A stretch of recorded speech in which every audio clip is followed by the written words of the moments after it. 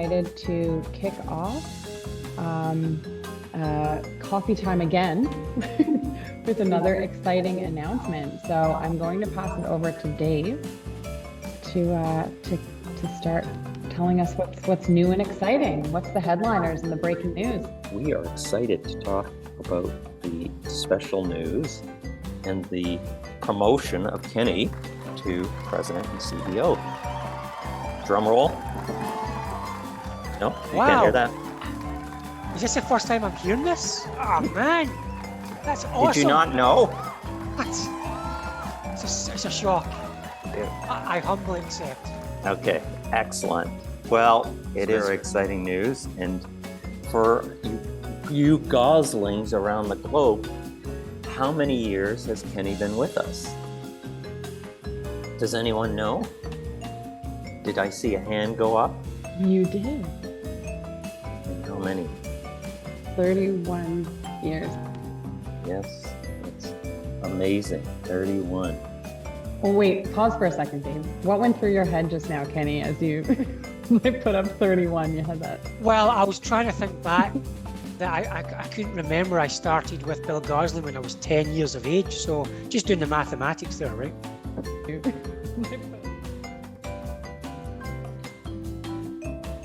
Tell us a little bit about your journey, because it's quite extensive and it's been very fast and furious when you think about it.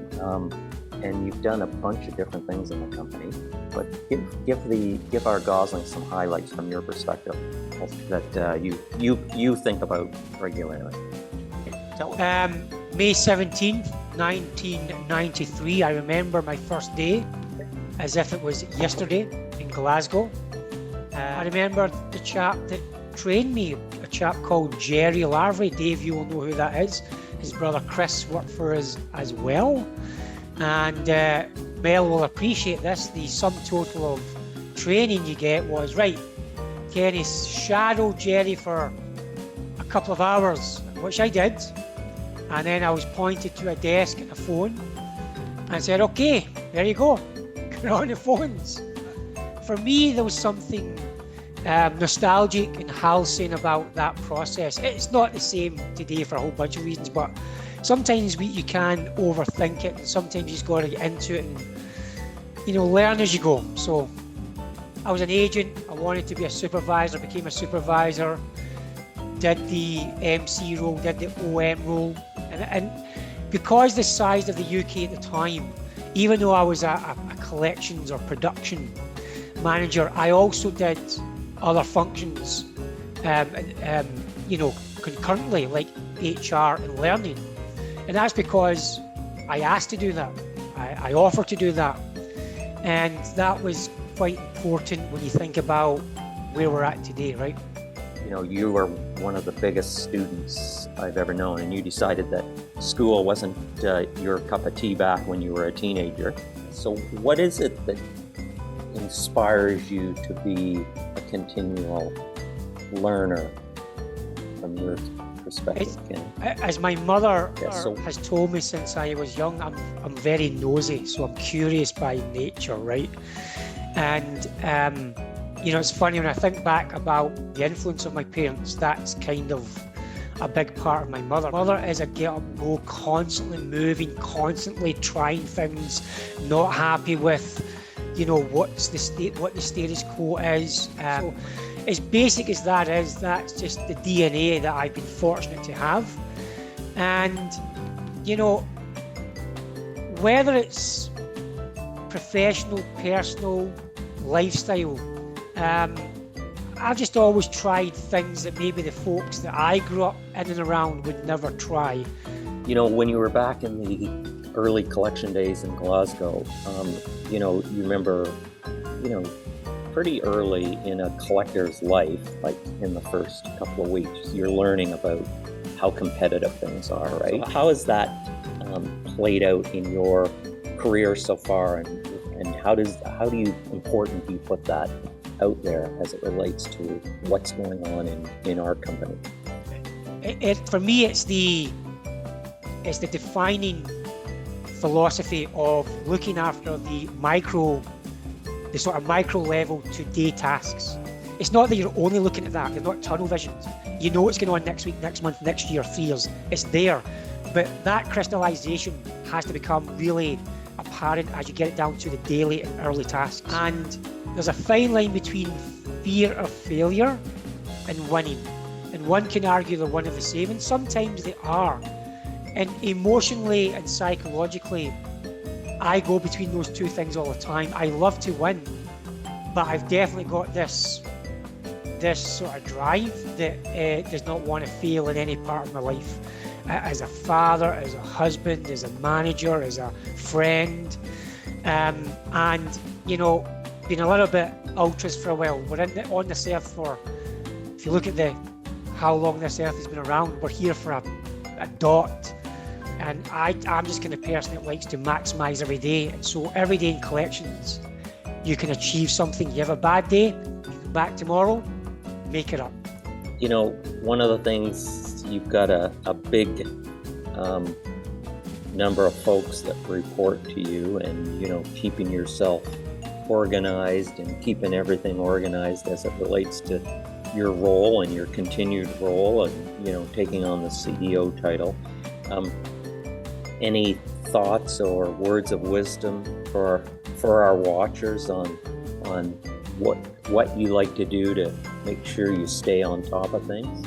I think it's really simple, Dave, as you and I have discussed 100 times. People use apps, they use, you know, other, I'm going to say, forums to keep on top of things. It's quite simple, it's called a checklist. And whether you've got a digital checklist or a written checklist, it's really spending morning, midday, and at night preparing for the following day, just constantly reconciling what you're doing, what your teams are working on against that list all the time. And the simpler it is, i.e. one or two lists or one or two avenues, the simpler it is, I think, to keep on top of it. So checklists, simple. Yep, absolutely. Well, we know that in any business, if you don't have that kind of organization still and that checklist, then things drop off, because, you know, our memories aren't usually that great that we can think about all those things, and especially as you get more and more responsibilities, it's so important. So, yep. You know, thinking about the future, you know, you're now the president and CEO. Any thoughts as it relates to what's next that you want to share with the Goslings from your perspective? You've created this amazing platform for myself and the team to, you know, operate in and within. I think our need to continue our digital journey, our automation and I'm going to say artificial general intelligence endeavours, and how that locks into the agent, will continue to be a focus. Agents are still critical to how we want to work with our clients to service their customers. And technology and automation and AI complement, supports that, can augment that. We can upskill our agent technically, verbally, emotionally. And that's the type of services that we really are drawn to, and those types of clients. And we've done that really well in the past X amount of decades, and we're going to continue to do that. So we'll remain diversified in industry. We will remain diversified by country, both client domicile countries and servicing countries, and we'll certainly remain diversified in that specific service bucket. And I think for us, it's going to be exciting and a little bit, you know, with some trepidation. How do we do it in the next 5 years? Because there's a lot of hype around technology, AI, automation. I think and believe in my heart that we've got a really good start into this for a company of our size. And I truly believe that we will be very successful in our endeavours to further evolve this organisation and the people within the organisation to a whole new level. All being well, I will be on the starting line in Lake Placid for my 10th and likely last full Ironman, because even this young chap is getting, not old, but older, I should say. I can tell you that for me personally, having something that's very demanding physically, emotionally in my life is actually a great compliment to the job I do and the environment I work in. I don't know how I get it done. I just figure it out. I keep it simple. I'm a simple guy. And I'm looking forward to, hopefully, crossing fingers, to get to the end of that race, get that 10th medal, put the 10th medal on in my workout room. I put it right in the wall, so I'm looking at it all the time. When I feel a bit tired and down, I've got to speed up the treadmill or the bike. That's what motivates me. Target, target, target. Got to keep moving forward, moving forward. Well, that's great, and everybody wishes you the best in that race next weekend. Yes. So, yes, very exciting. So, we're looking forward to many years and as many continued years for you, and I know you'll be successful. And I'm sure everybody else wishes you all the best. So, yeah, and a quick shout out to you, Dave, for 31 years. I've been directly working for you for 20, and it's 20 years. I mean, that's a life sentence in a good way. And there's been ups and downs and ebbs and flows, but honestly, overall, I couldn't have asked for a better mentor, both professionally and personally. You know that I always tap your knowledge and experience when it comes to non-specific work items, because you've done a lot in your, I won't mention your age, but a lot in your time on this earth. And I'm forever grateful, and I won't let you down. I won't let our Goslings down. and we know that. And thank you for everything you've done for us, and thank you for your comments, and all the best for a wonderful Friday, July the 12th. Take care, everyone. On to next meeting. Gotta go. Ciao.